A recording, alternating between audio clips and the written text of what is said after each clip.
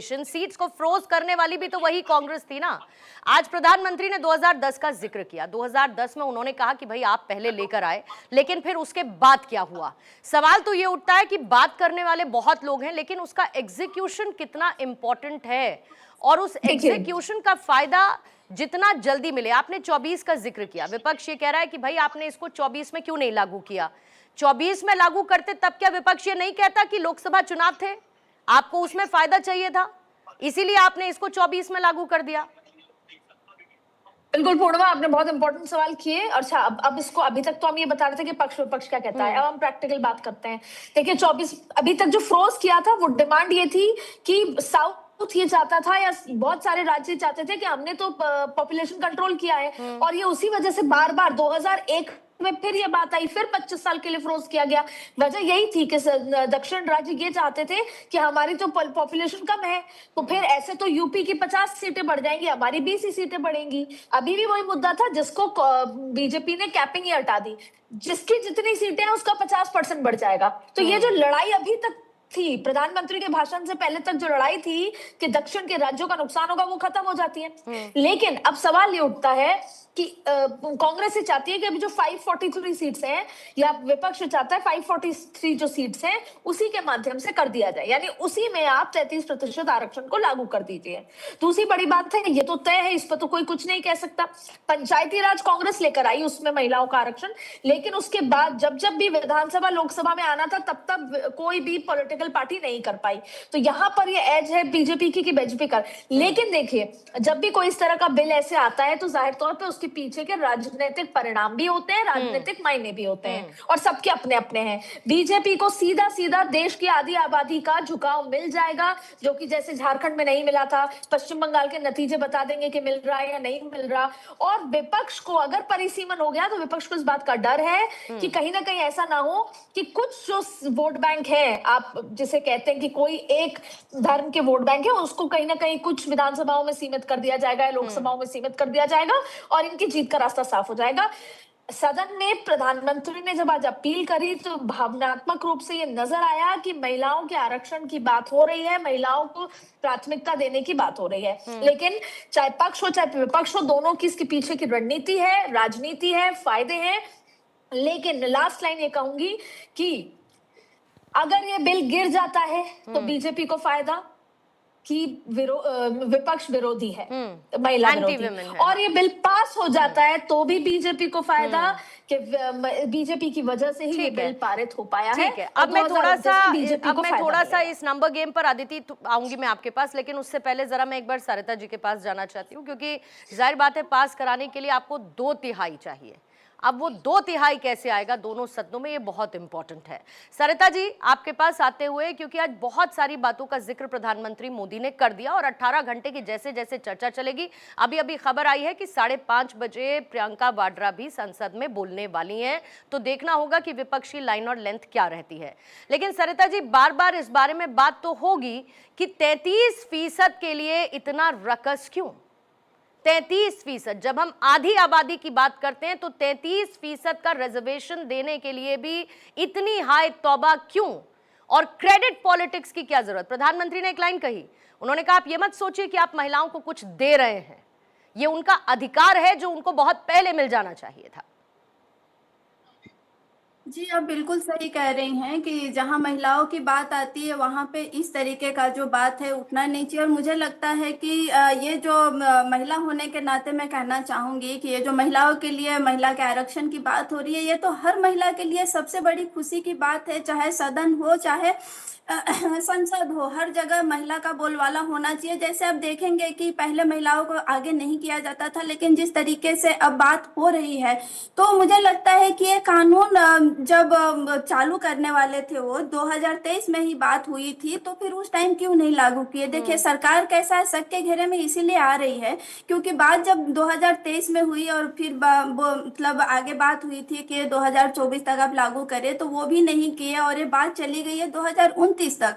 तो फिर महिलाओं के काम में इतना ढीलापन क्यों दिखा रहे हैं? और आप अक्सर देखेंगे कि महिलाएं इनको तब याद आ जाती हैं जब इलेक्शन आने वाला होता है, तब इनको महिलाएं हर जगह याद याद आ जाती है। जैसे कि मैं बता दूं, उदाहरण के तौर पे बिहार ही ले लीजिए, जब इलेक्शन का टाइम था तो किस तरीके से 10-10 हजार देकर महिलाओं को जो है वोट लिया गया था।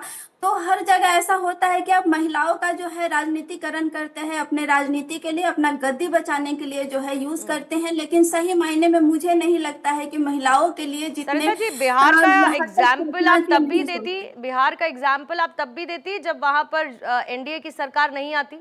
यही सेम एग्जाम्पल आप क्या तब देती जो तेजस्वी यादव के ऐलान थे, और मान के चलिए कि उसकी वजह से आरजेडी जीत जाती, तो क्या आप ये उदाहरण तब भी देती?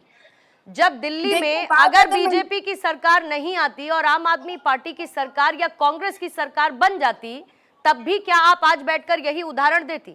अगर महाराष्ट्र में बीजेपी की सरकार नहीं बनती और अघाड़ी की सरकार आ जाती, तब भी क्या आज आप यही 10-10 हजार का एग्जाम्पल देती उन योजनाओं के साथ जिनका जिक्र आप बीजेपी की योजनाओं के तौर पर अभी कर रही हैं? देखिए, सवाल ये नहीं है कि सरकार कांग्रेस की है या भारतीय जनता पार्टी की है, सरकार किसकी है ये मायने नहीं रखता। मायने ये रखता है, ये महिलाओं के आरक्षण की बात है। और जब भी महिलाओं की बात होती है, उनके काम को जिस तरीके से टाल दिया जाता है या समय पे नहीं किया जाता है। आप बताइए कि जो चीज जो लागू होना था 2023 में, ये इतना डिले क्यों हुआ और 2029 पे जाके इसे क्यों रखा गया कि हम इसे 2029 में लागू करेंगे। और वो भी मुझे नहीं लगता है कि होगा या नहीं होगा। 2011 में, आदिति मैं आपका काउंटर ले रही हूँ एक सेकंड। सरिता जी, 2011 में जब सेंसस हुआ था उस वक्त किसकी सरकार थी? देखिए, सरकार किसके, लेकिन अभी नहीं, मैं थोड़ा अंडरस्टैंडिंग के लिए समझना चाहती हूँ, क्योंकि जब सेंसस होता है तो सेंसस के बाद डिलिमिटेशन होना चाहिए, परिसीमन होना चाहिए, मानती हैं आप इस बात को? तो जब 2011 में सेंसस हुआ उसके बाद किसकी जिम्मेदारी थी डिलिमिटेशन कराने की? 2011 का सेंसस किसकी सरकार के अंडर में हुआ था? मतलब कौन सी सरकार थी? जाहिर बात है यूपीए की सरकार थी। उससे आज जो स्थिति 543 की है, या मैं 540 टू बी प्रिसाइज अभी बोलूं, वो कब के सेंसस के हिसाब से है? उसके बाद 2011 का सेंसस हो गया, कोई डिलिमिटेशन नहीं हुई। देखिए, मेरा कहना है कि अगर 2011 पे ही अगर इनको परमिशन करना था, परिसीमन करना था, तो फिर इतना दिन रुकना क्यों था? 5 से 6 साल का गैप क्यों लेना था? सरकार को पहले ही कर देना चाहिए था। आदिति आपको लेती हूँ, फिर ममता जी आपके पास।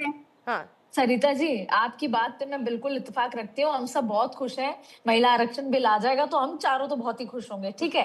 लेकिन सरिता जी, बच्चा पैदा होने में भी 9 महीने लगते हैं। ये बिल है, पहले गेहूं आएगा, गेहूं पिसेगा, फिर आटा होगा, फिर उसे गूंथेंगे, फिर रोटी बनेगी, फिर वो सिकेगी। आप बिल 2023 का बिल शायद आपने पढ़ा नहीं, उसमें लिखा हुआ था कि सेंसस और परिसीमन, ये कोई जादू की छड़ी नहीं है, ये नहीं होता। ये कांग्रेस या बीजेपी या किसी एक पर्टिकुलर सरकार की बात नहीं है साहब। सरिता जी, जो भी सरकार आएगी वो बाय द बुक्स जाएगी ना, उसको फॉलो करना होगा ना प्रोसीजर, उसी का चेंज है। सरिता जी, आप बिल पढ़िएगा फिर बोलेंगे तो सही लगेगा। आप 2000 पहले नए सेंसस की बात थी, सेंसस के बाद डिलिमिटेशन होना था।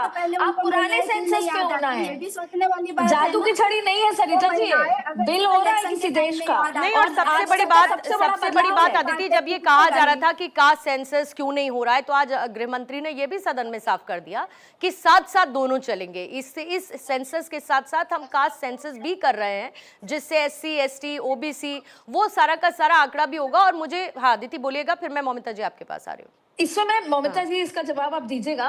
देखिए, कास्ट सेंसस में भी पॉलिटिक्स है।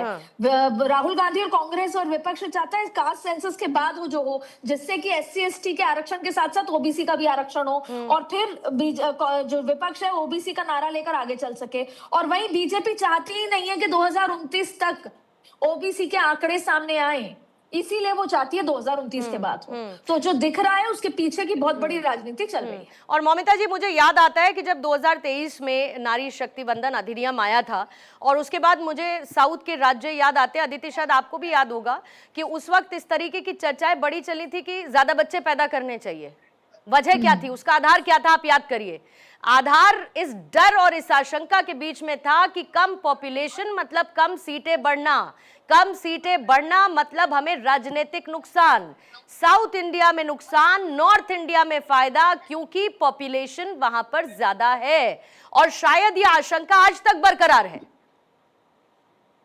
मैं तो पहले ये कहूंगी कि सरिता जी आप विरोध कर रहे हैं, ये आपकी व्यक्तिगत भावना है, मैं उस पर कुछ बोलना नहीं चाहूंगी। पर सरिता जी आपको एक बात समझना है कि आप भी इसमें शामिल हो। ऐसा नहीं कि ये हो जाएगा और आपको एकदम बोला जाएगा कि नहीं नहीं आप you can not come in.